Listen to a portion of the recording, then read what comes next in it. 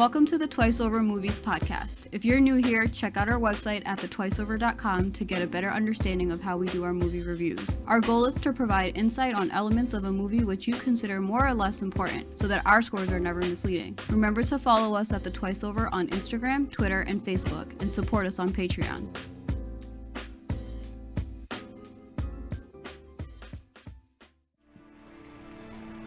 You weren't expecting me? I was expecting you sooner. Your message said afternoon. Well, it takes a bit for me to get around these days. He's taken everything from me. My wife, my career, now you. What do you mean? You sent me? I sent you to steal his secret, not to improve his act. It's my job. Or to fall in love with him. I did everything you asked. Yes? Yes? Then how does he do it? Cut was right. He uses a double. Of course Borden said that. Didn't say anything. I've seen things. Makeup, glasses, wigs. We don't use any of it for the show, but I've seen it hidden backstage. It's misdirection. He leaves those things lying around to make you think he's using a double. All the time. He doesn't know when I'm looking. All the time, Olivia. That's who he is. That's what it takes. He lives his act. Don't you see? Welcome everyone to the Twice Over Movies podcast. This is your host Faraz. And your co-host Yousuf. What are we discussing, Faraz? As if I don't already know. You can introduce it, man, because this is like your movie. This was probably my top pick of movies to talk about. So we're talking about The Prestige today, and I'm very excited to talk about it.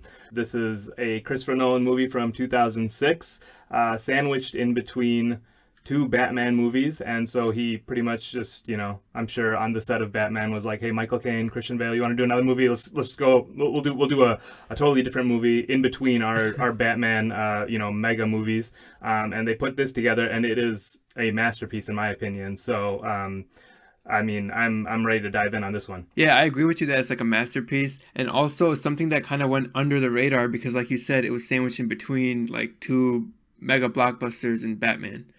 And so, I think even when it initially came out, I don't think it got the reception it warranted, because this movie on its own stands high and above many movies. And I think that'll be pretty apparent from our scores.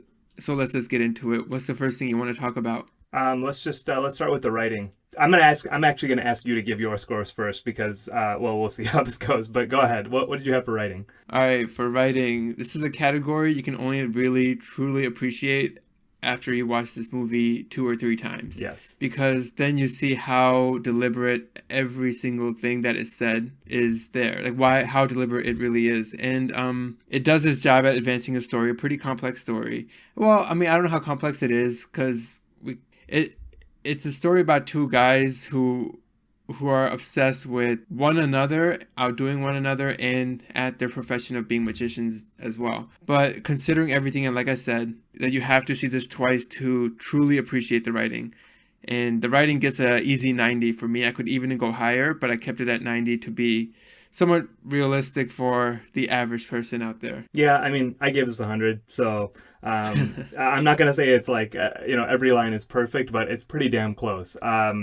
Like you said, I think especially on a rewatch, you start to notice that all the lines that seemed like they were just kind of a natural part of the dialogue, they have like a second or third meaning behind it. And I mean like almost every single line. Like, it's easy to say like, oh, it's all deliberate, but like really, it's hard to, really put context to that without jumping into spoilers, but there's so many second and third meanings hidden behind every single line that any of these characters utter, and I think one other thing that I really enjoyed is just the dialogue does give you a really good sense of like how crazed each of them is and how obsessed they are. Obsession is a big thing in this movie, and it just shows you how far they're willing to go. Well, I guess one thing is it's kind of, not a knock, but it's kind of a shame that we don't get to see more face-to-face dialogue between Angiers and Borden, Hugh Jackman and Christian Bale's respective characters. They actually don't have a lot of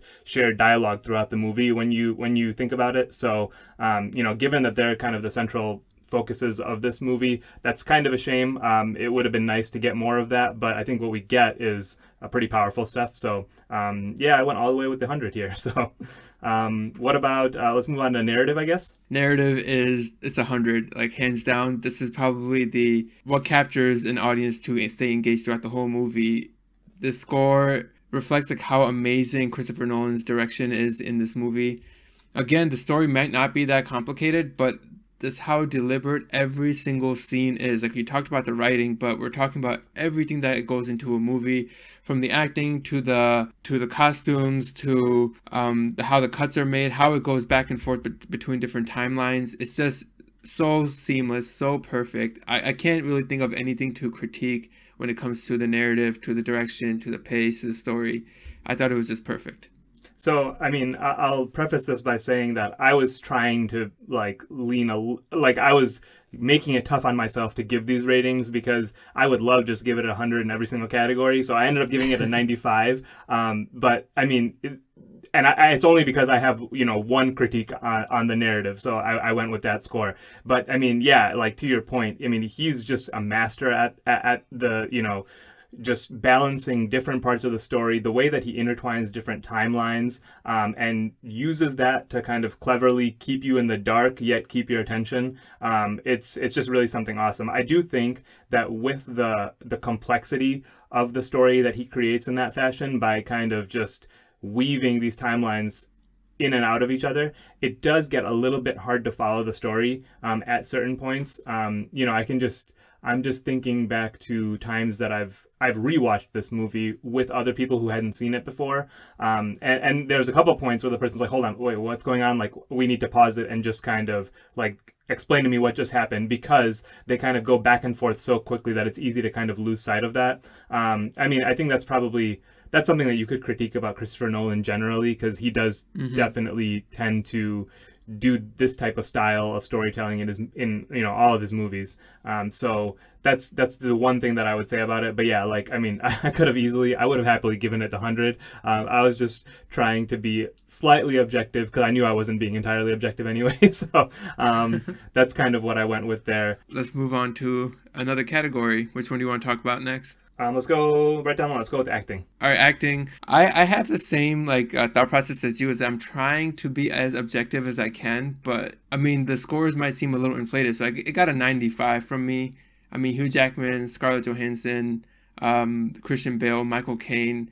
I mean, you have some heavy hitters here, and obviously these guys. I mean, anyone can say that all of these actors are really good at what they do. And the fact that they're all in this movie, it's like hard to give this score or this category a score less than what I gave it, which is 95 in my opinion. And what did you give it? I gave it 100. So, I mean, spoiler alert to the audience that you're just going to be listening to two guys just, effuse how much they love this movie for the next however long.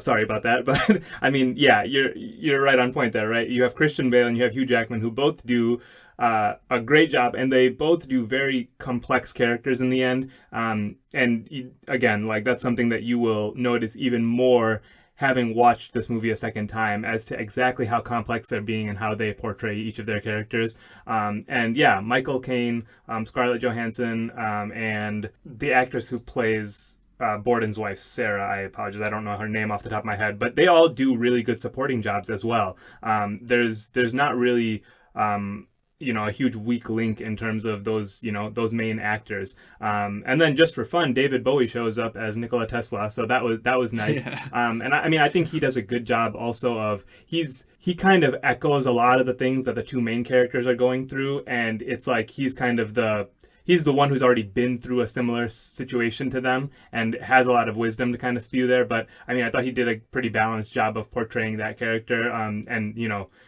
I was trying to figure out how historically accurate their portrayals were. So, I mean, I think he does a realistic job of who Nikola Tesla was, at least to the degree necessary to play this character out. So yeah, I gave it 100. The more I went through these ratings, full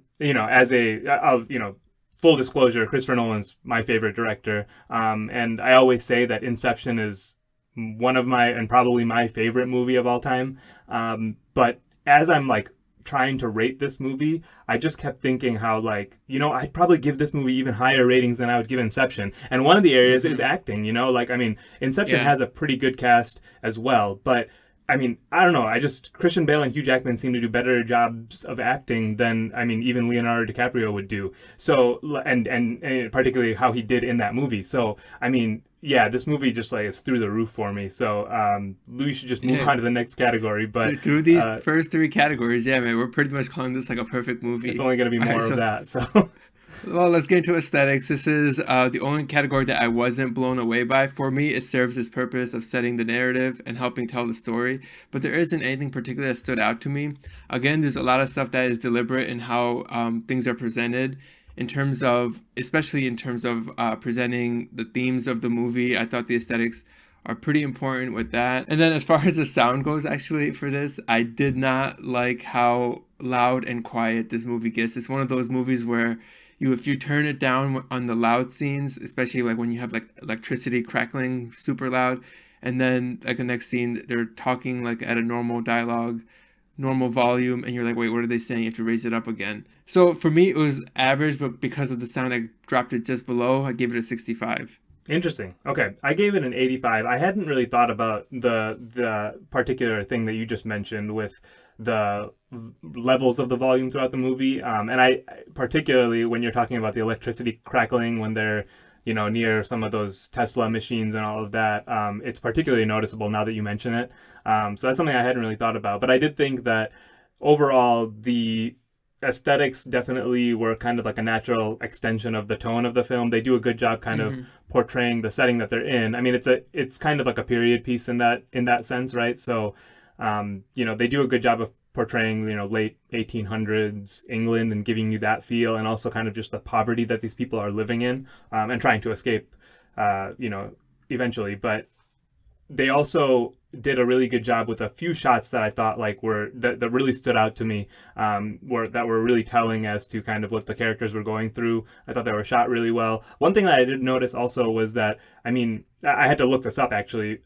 Most of this movie was shot handheld, and you can't really tell that's the case. I think they do a really like clean job of shooting a movie handheld. So that's kind of particularly, I don't know, I guess it's cool to me. It sounds like something Nolan would do, right? And he'd try to like mask it there. But that's kind of one thing that they get into this movie about, just like, I don't know, getting your hands dirty. They talk about that a lot.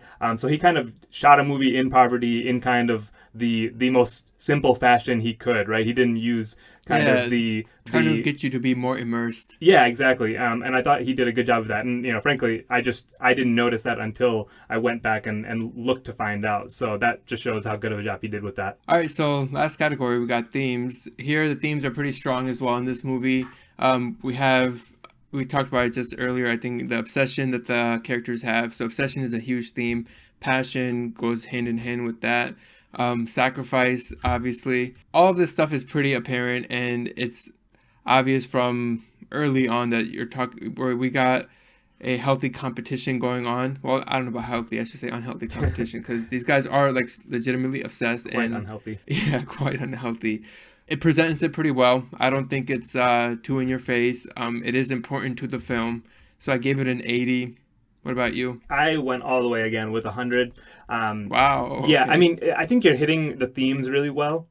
So those are definitely kind of the main themes that you see in this movie. And to your point, they are pretty apparent. It's not like they're super subtle or anything. But I do think there's some other subtle elements going on here. Particularly, there's, I wouldn't call them themes, I guess probably motifs. But, there's kind of this idea of duality going on throughout this movie. And I think that is kind of constantly thrown in your face in different contexts, but it's very much a recurrent idea, just about the fact that there can be two sides to a person or an idea or a thing, right? And there's countless examples of this throughout the movie, and obviously that plays into the themes entirely. So they're all blended together in the end. But I don't think I really was able to appreciate that until I kind of sat back and thought about it more. So it was a little bit more subtle in the presentation there.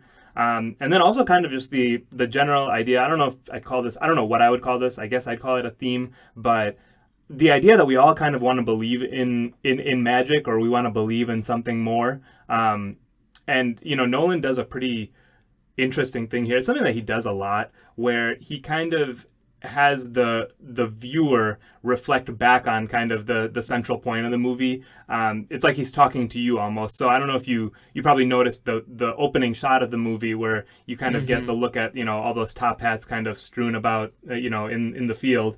And the first line of the movie is Borden just kind of whispering over that shot. He's like, "Are you watching closely?" Right? And it's almost setting the audience up that you're about to see a magic trick, right? So, I mean, you're watching the movie and there's all the context there, but also he's telling you you're about to see something special. I think that's something that Nolan does a lot, where he's kind of, it's almost like he's the magician now, right? So he's telling the audience, like, you're about to see something special in my filmmaking. And I think he's done that in a couple of his movies in a similar way, but I really liked that, and I kind of like the reflection back on the live audience as to what's being presented in the movie. Yeah, and we can say this, like at the end, it's the same thing. Like it's almost like we're being talked to, as in the audience. Yeah, exactly. So he starts and finishes with that. So I thought it was a nice job of kind of wrapping that in. We can talk about that more, I'm sure, but basically Christopher Nolan, he's not just like a filmmaker, I guess. He's like a film nerd, and so that's kind of his way of saying that, like, filmmaking is magic. You know what I mean? So yeah. That's no, you definitely get that vibe from it. Right. I agree. Well, dude, Yousuf, you love this movie. Your score is like a 97 overall. Yeah. I'm not surprised. For me, it's 87, which, I think it probably falls in line with how I truly feel. Like, that's obviously how you feel too. You love the Nolan movies. But yeah, it's obviously a great movie. I don't think it's a movie that I would recommend to really anyone. It does take some concentration though. Like, it's not a movie that you can have on in the background. Definitely not. But I don't believe that about any movie, really. Especially if you haven't seen it before. Thanks for listening to this production of The Twice Over. If you haven't already, subscribe and follow wherever you get your podcast, and remember to support us on Patreon or by sharing the podcast with a friend. Feel free to contact us on Instagram, Twitter, or Facebook at The Twice Over, or email us at comments@thetwiceover.com. All of the music you heard is from Amerigo Gazaway. Check him out on Bandcamp and Spotify.